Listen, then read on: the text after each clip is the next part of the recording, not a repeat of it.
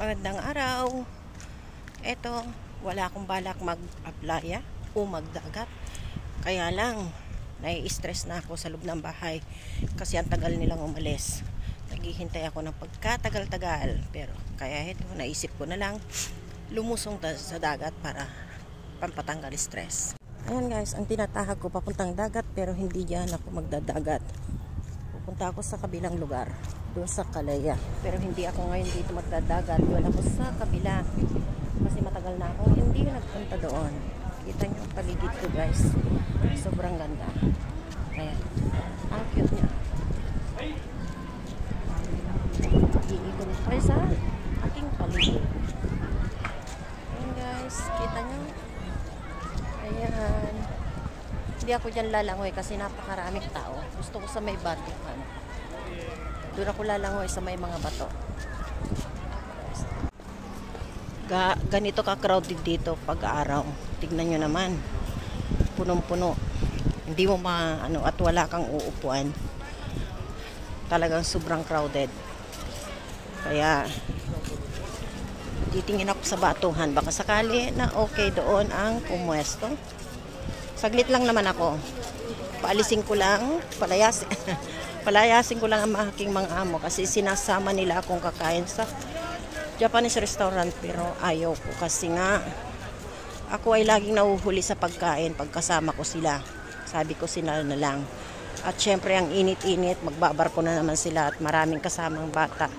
Hindi naman lumalangoy ang aking mga amo, kundi ako lang ang lumalangoy kasama ng mga bata. Kaya kung marami silang dalang bata ay ayaw kong sumama.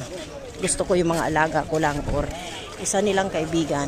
Kasi ang hirap magbantay ng bata kung nasa talagang lumalangoy sila. May mga tindahan din dito ng mga pangdagat talaga. Ayan. Marami din tindahan dito na ganyan. At syempre hindi nawawala ang napakaraming restaurant. Guys, aakyat ako sa hagdan, pataas. Diba? Iwan kong ilang step ito pagkataas-taas. Yan. Aakyatin ko yan pagkataas-taas. Pero okay lang, exercise na rin. Hanggang doon guys, ang ating aakyatin. Pero mo yan pagkataas-taas. Grabe. May humihinto sa gitna kasi ang hirap ng aakyatin hanggang doon. Yan guys, nasa kalahati ako ng hagdan. Ayan ang matatanong ko dyan. Sana ako lalangoy. Kaya lang. Ayan guys, grabe. Pagkataas-taas, may paliko pa doon. Grabe ng akyatin. Nakakapagod. Ayan guys, nakaakyat ako dito sa tuktok. Bababa naman ako guys. Dito sa lugar na to, babaybayin ko ang gilid ng dagat. At nang makarating ako sa pueblo ng Calaya.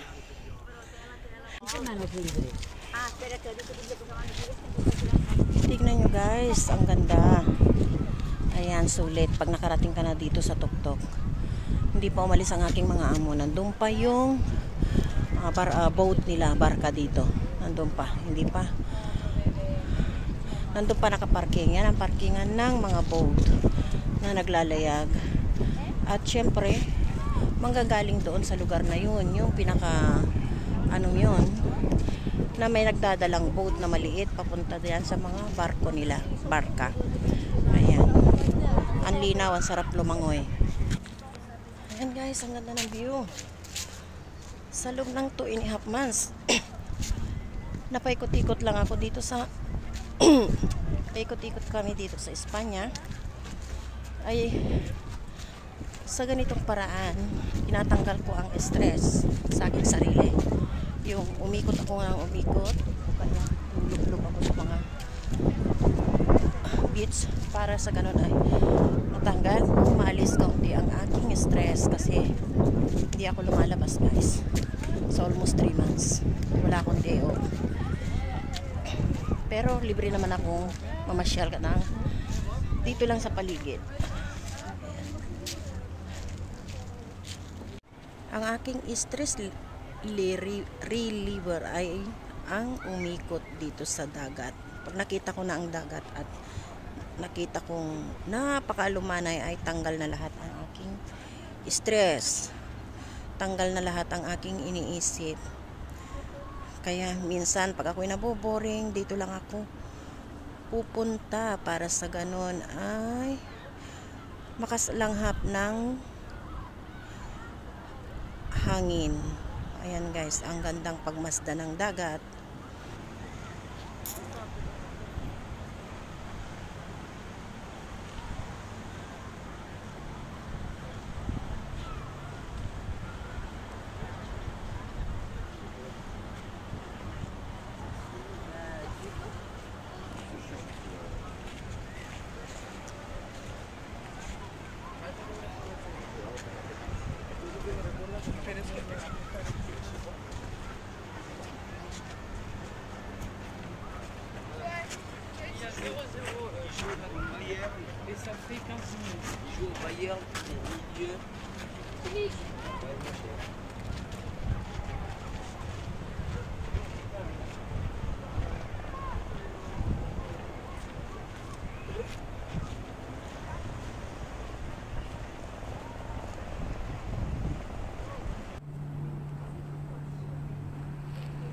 Ayan, malapit na akong makarating sa Calaya.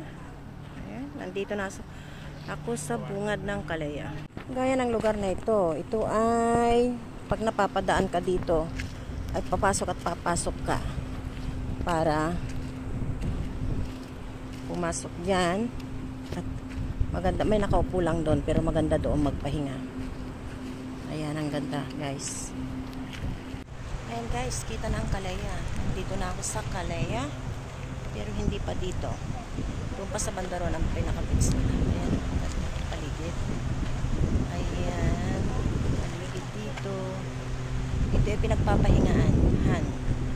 Na yung mahaba na linalakan. Ayan guys. Ayan guys, ang Calaya. Ayan, ang Calaya. Kabilang beach naman. Maganda rin lumangoy dyan. Ayan. Ayan, lalangoy ako ng kaunti dyan. Pero pagbalik ko sa kukuha lang ako ng content. At sabi ko sa mga amo ko ayokong sumama. Pero ito ang balak ko, maligo mag-isa. Para naman tranquila. Kasi lagi ako naliligo kasama ang mga bata. Lagi ako nagbe-beach kasama. Or nagbo-boat kasama mga bata. Yung laging, ang isip ko at mata ko ay nakatingin lagi sa kanila na pag kami ay lumulublob or kami lumalangoy, iniisip ko lagi na sana matignan sila sumusuot. Minsan tumatalon sila sa pagkataas-taas na mga bato. Diyan ako lalaongoy guys. Yan parting yan ako lalaongoy. Nakalimutan ko ang aking goggles. Ayan. Ang ganda rin dito guys. Ito ang parting Calaya. Dito kami sa taas dati nakatira. Pero binenta ang kanilang rest house dyan at bumili sa Liaprang. Ayan, mas okay dito. Hindi gaanong crowded ang tao. Ayan guys. Pero maganda. Malinaw ang tubig sobra. Dyan ako lalangoy guys. Nung 5 years old pa lang ang aking mga alaga, ay dito kami lumalangoy araw-araw. Kasi hindi pa kami laging sumasama noon sa boat. Kaya dito kami lumalangoy lagi noon. Ayan o. Ang tagal, almost 2 years na hindi ako bumalik dito para lumangoy. Ayan. Pero maganda siya. Ayan. Medyo may alon. Malit nga lang dito sa lugar na to. Pero maganda, tahimik. Ayan, tignan nyo guys, ang mga lumalangoy na tao. Doon din ang parkingan nila ng kanilang bibilad halos araw-araw para lang sila ay umitim or maging morena. Samantalang ang mga Pinay ay ayaw magbilad kasi ayaw mangitim. Pero dito gustong-gusto nila. Gustong-gusto nila mangitim. Ito ang pinaka-plaza ng Calaya. Ayan guys. Ang ganda. Ayan, dito ang part ng Calaya. Ito ang pinaka-plaza nila. Yan din ang parkingan nila ng boat. At syempre, Guys, kita nyo. Daming tao. Ayan, kita nyo ang paligid. Sobrang ganda. Ayan.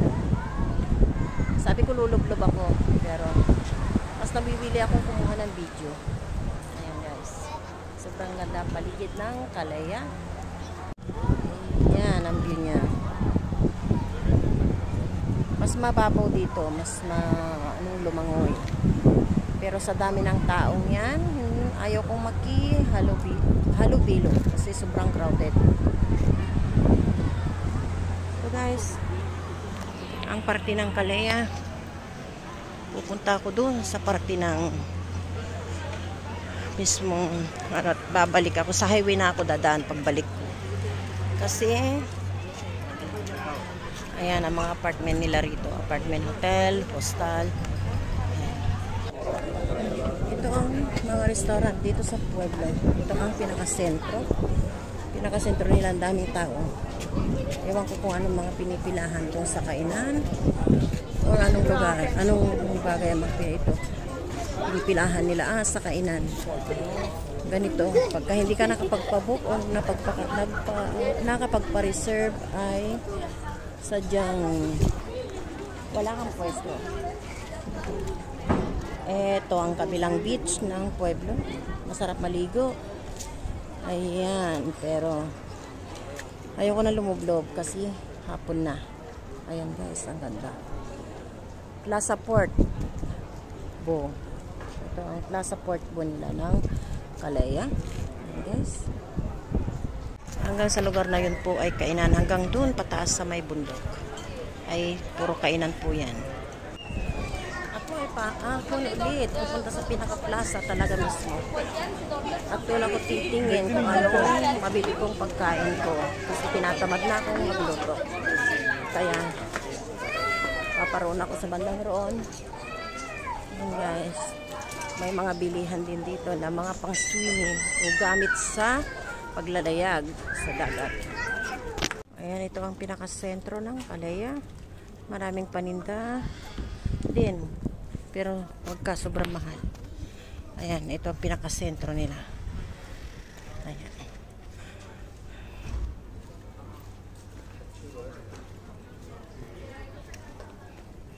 Ang lugar na to ay mas maraming pilihan kaysa sa Liaprang. Ayan, no? Ginawa na nilang putik ng mga damit dyan. Dati ay hindi. Taon na nga na hindi ako nagpunta rito sa lugar na to. Ayan guys. Ako uuwi na. Kasi tanghali na, hindi na ako lumublob. At kita nyo yan guys. Ang simbahan na lagi kong pinagsisimbahan noon. Nung nandito pa kami nakatira sa Calaya. Tuwing linggo ay nandyan ako, tuwing hapon. Ayan, may simbahan din dito. Diyan ako nagsisimba lagi dati. Tuwing hapon, alas 6 hanggang alas 7. Ayan guys, mag-aalas 2 na. Kaya ako uuwi na para kumain. Doon na lang ako gagawa ng aking pagkain, mas healthy pa. Kasi kailangan kong kumain ng salad. Yan ang buhay ko, salad araw-araw. Noong 2 taon pa lang ang mga alaga ko, dito ko sila dinadala sa palaruan na to. Gustong gusto nila. Kasi ito lang ang palaruan dito. Ayan. Nakalagay sila sa malaking stroller or karito. Ayan. Nagtutulak ako hanggang dito. Dati. Tuwan-tuwa na sila noon pag nadala ko sila rito. Ayan po guys. Hanggang dito na lang po ang aking munting vlog. Sana po subaybayan nyo ang aking channel at ipinagpipray ko po na lumago din ang aking channel. Ayan po, ingat po kayong lahat. Please subscribe, like, and share. At mag-iwan na din po ng comments. Maraming salamat po. Pagpalain po sana tayo ng poong may kapal.